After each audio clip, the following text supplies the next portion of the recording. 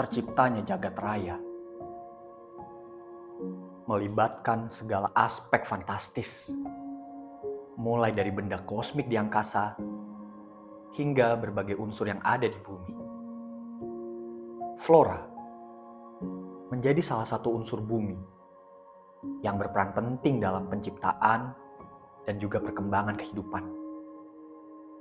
Selain pohon, tanaman dan tumbuhan merupakan kebutuhan utama bagi kehidupan manusia.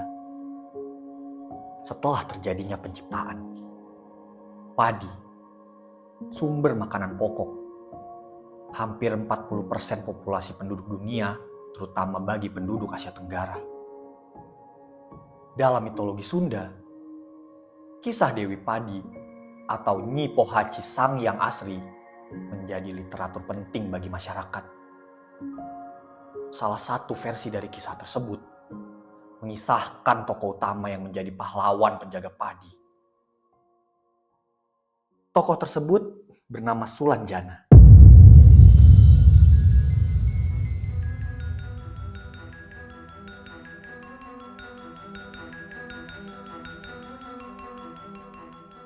Wawacan Sulanjana. Mitologi ini menggambarkan sifat kehidupan pertanian masyarakat Sunda. Kisah-kisahnya dapat ditelusuri dari tradisi lisan pantun Sunda. Sulanjana menjadi pelindung tanaman padi dari serangan sapi gumarang, babi hutan kalabuar, dan juga buduk basuh. Musuh-musuhnya melambangkan hama penyerang tanaman padi. Kisah ini diawali dengan sang pencipta, yaitu Sang Hyang Kersa. Namanya memiliki arti yang berkehendak. Ialah yang menciptakan dunia dan juga dewa-dewi. Sang Hyang Kersa juga menciptakan 7 batara atau makhluk setengah dewa yang diturunkan pada tempat suci di atas bumi. Di kayangan, sosok yang bernama Batara Guru diberi tahta sebagai penguasa tertinggi kerajaan langit. Suatu ketika, ia perintahkan seluruh dewa-dewi untuk membangun istana baru. Dan bagi yang tidak melaksanakan perintah, akan dipotong tangan dan kakinya. Namun, Antaboga, sang dewa ular, ia sama sekali tidak memiliki tangan dan kaki untuk menjalankan perintah tersebut. Pun jika harus dihukum, maka tinggal lehernya saja yang bisa dipotong. Dan itu berarti kematian. Sang dewa ular mulai cemas, hingga meminta nasihat ke Batara Narada. Namun sayang, solusi tak dapat ditemukan. Antaboga hanya bisa menangis, meratapi betapa buruk nasibnya. Air matanya pun berlinang dan menetes ke tanah. Secara ajaib, air mata Antaboga menjadi butiran telur. Batara Narada memberi saran agar menghadiahkan butiran telur itu kepada Batara Guru sebagai permohonan ampun. Antaboga mengulum 3 butir telur mustika dalam mulutnya. Kemudian ia pergi menuju istana Batara Guru. Singkat cerita, dalam perjalanannya menuju istana, Antaboga diserang oleh seekor burung. Akibatnya 2 dari 3 butir telur mustika pecah dan akhirnya jatuh ke bumi. Lahirlah 2 babi hutan, yang satu bernama Kalabuat dan juga buduk basuh. Di hadapan Batara Guru, Antaboga mempersembahkan sisa telur mustika yang selamat. Namun kabar baiknya, sang penguasa kayangan menerima sebuah telur mustika itu dengan senang hatinya. Bahkan ia memerintahkan Antaboga untuk mengerami telur itu hingga akan menetas nantinya. Dari telur itulah lahir seorang Nyi Pohaci Sang Yang Asri. Ia tumbuh menjadi seorang gadis yang sangat cantik luar biasa. Seorang putri yang baik hati, lemah lembut, halus tutur katanya, luhur budi bahasanya, memikat setiap insan. Setiap mata yang memandangnya, dewa maupun manusia, segera akan jatuh hati pada sang dewi. Bahkan, Batara Guru sampai terpikat kepada anak angkatnya tersebut. Melihat gelagat Batara Guru terhadap Nyi Pohaci, para dewa mulai khawatir. Hubungan mereka dapat merusak citra kayangan. Para dewa akhirnya memutuskan Nyi Pohaci harus disingkirkan.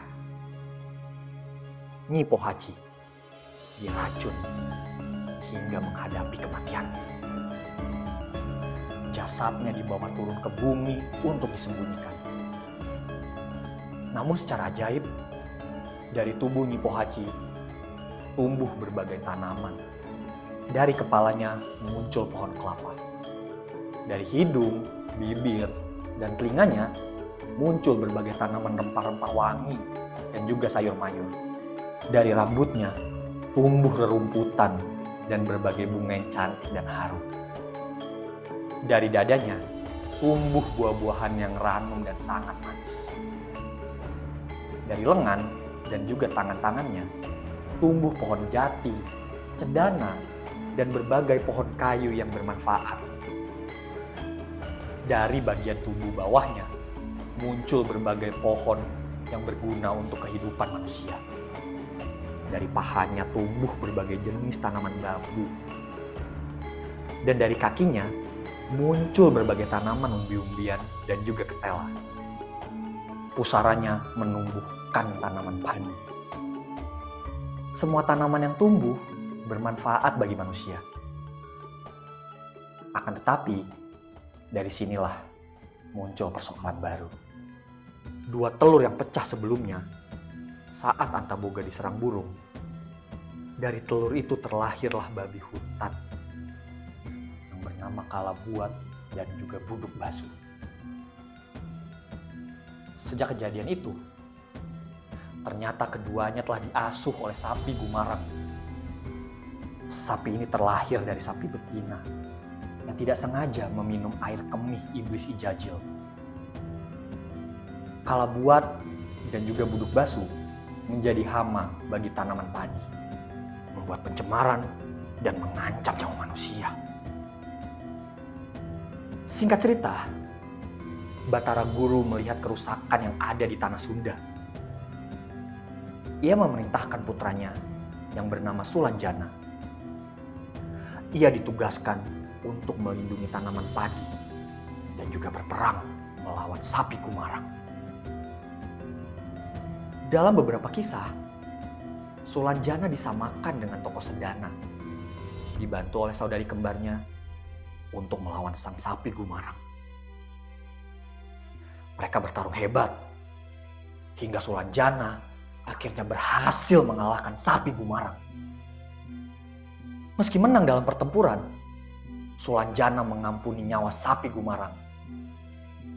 Namun dengan catatan, sapi Gumarang harus membantu Sulanjana menjaga dan merawat kesuburan padi. Sapi Gumarang akhirnya berubah menjadi seekor kerbau dan membantu Sulanjana membajak sawah untuk menanam padi. Dari kisah ini menggambarkan alur penciptaan dunia dan sistem perkembangan pangan yang dilakukan untuk merawat dan juga melestarikan alam, terutama untuk tanaman padi.